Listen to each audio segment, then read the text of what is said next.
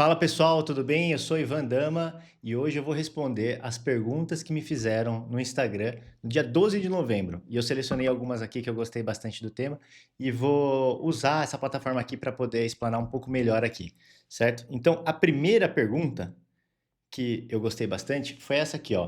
Qual é a porcentagem de perda admissível, furto, validade para esse tipo de negócio?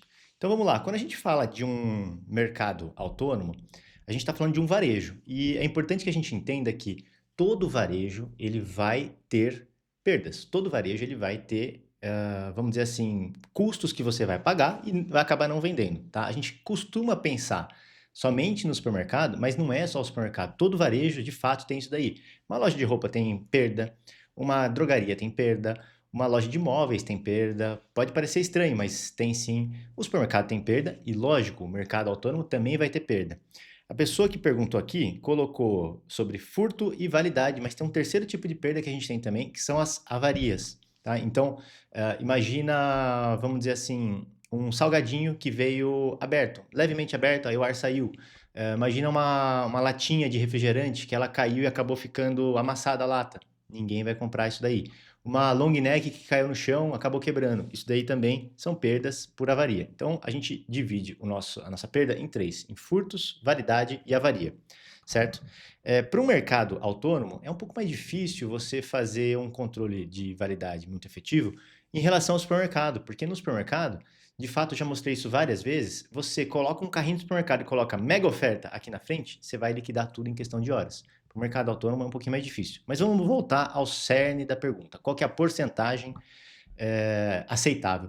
Segundo se não me engano, a ABRAP, que é a Associação Brasileira de Redução de Perdas no Varejo, eles dizem que, na média, um varejo vai ter aí 2,4% de média. Mas isso eles estão considerando todos os tipos de varejo. Tá? Quando a gente vai para o varejo alimentar, um supermercado, por exemplo, as perdas médias chegam a 6,5%, muito por conta dos produtos perecíveis, pão, hortifruti, a parte de verduras e tudo mais, certo? Falando especificamente sobre mercados autônomos, o que seria uma perda aceitável? Que você pode dormir tranquilo, não precisa ficar noiado em relação ao que está acontecendo na sua loja. Aí em torno de 5%. Se você tiver menos do que isso, você está de parabéns, é campeão isso daqui. Eu tenho alunos, por exemplo, que têm menos de 0,5%. É realmente fora da curva. Mas também já tive alunos com 15%.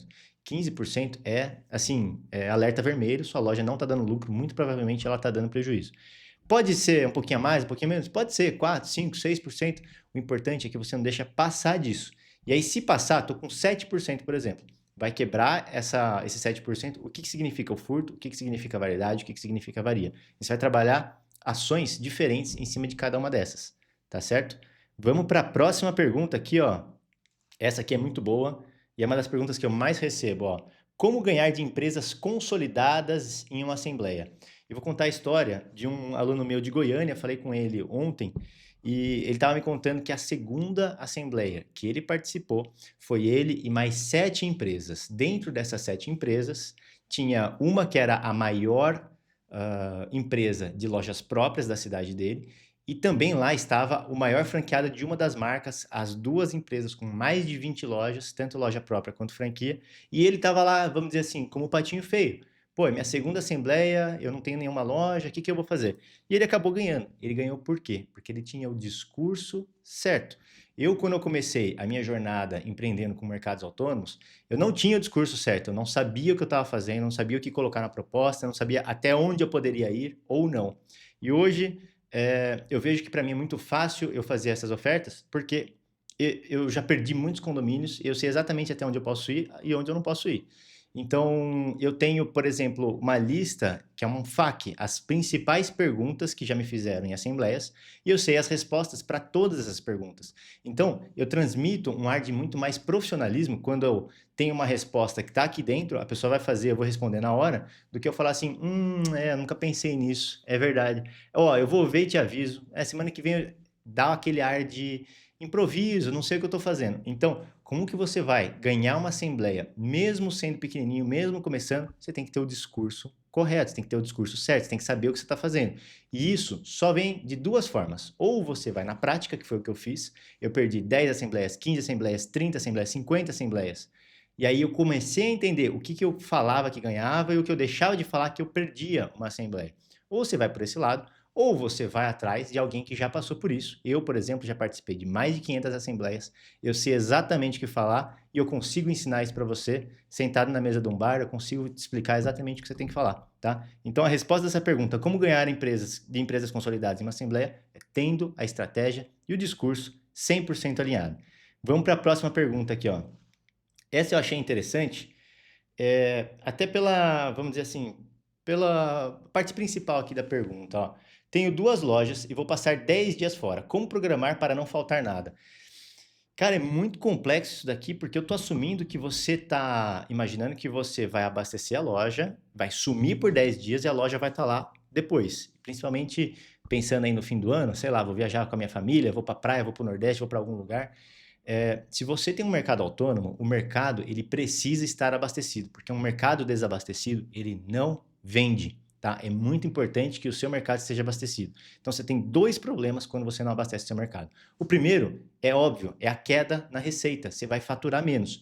Mas o segundo é o que mais machuca e ninguém pensa nisso, é a sua reputação. Porque a partir do momento que chegou no fim do ano e não tem nada no mercado, o que que eu vou fazer? Eu vou fazer reclamação. Pô, esse mercado é uma porcaria, esse mercado não tem nada. Eu vim aqui buscar uma manteiga e não tem. Então você não pode, em hipótese alguma, deixar 10 dias o seu mercado desabastecido.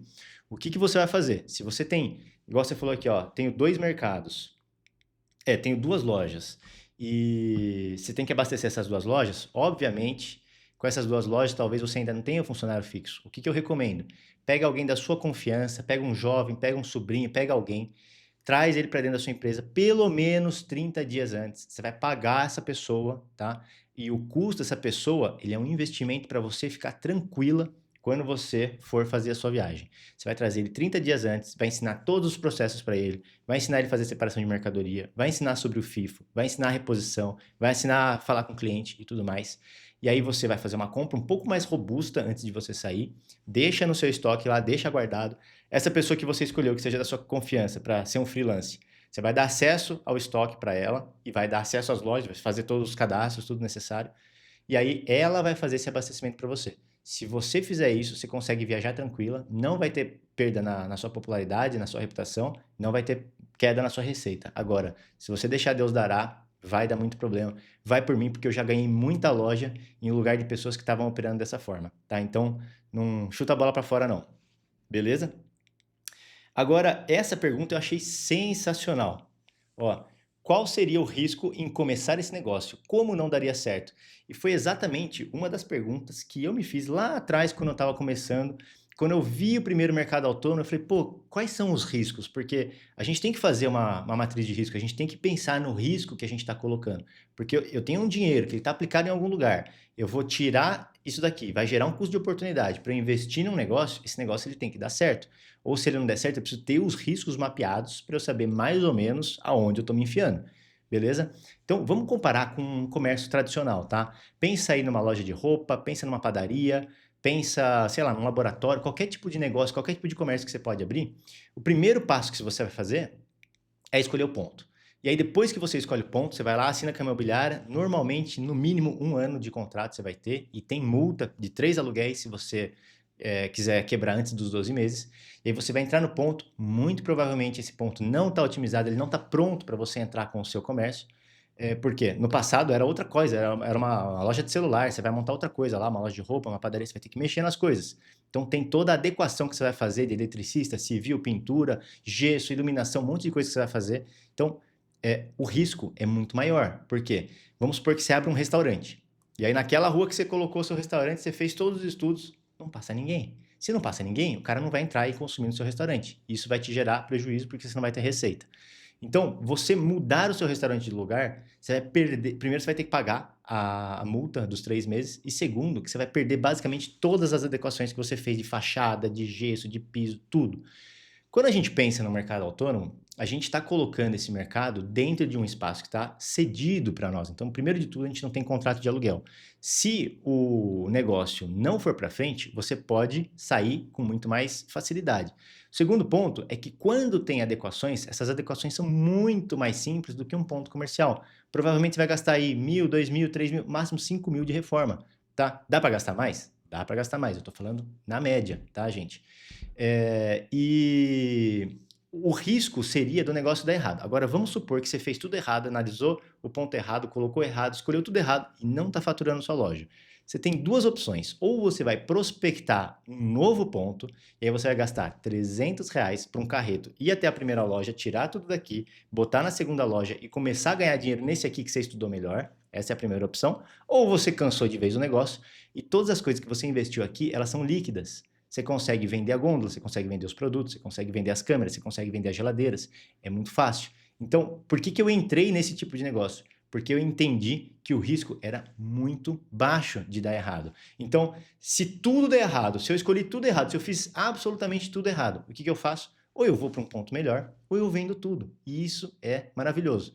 Então, gente, se vocês quiserem mais respostas como essa, deixa lá no meu Instagram as perguntas, já curte esse vídeo aqui, manda para quem precisa ouvir isso daqui e espero ajudar vocês nessa jornada com mercados autônomos. Tamo junto, galera!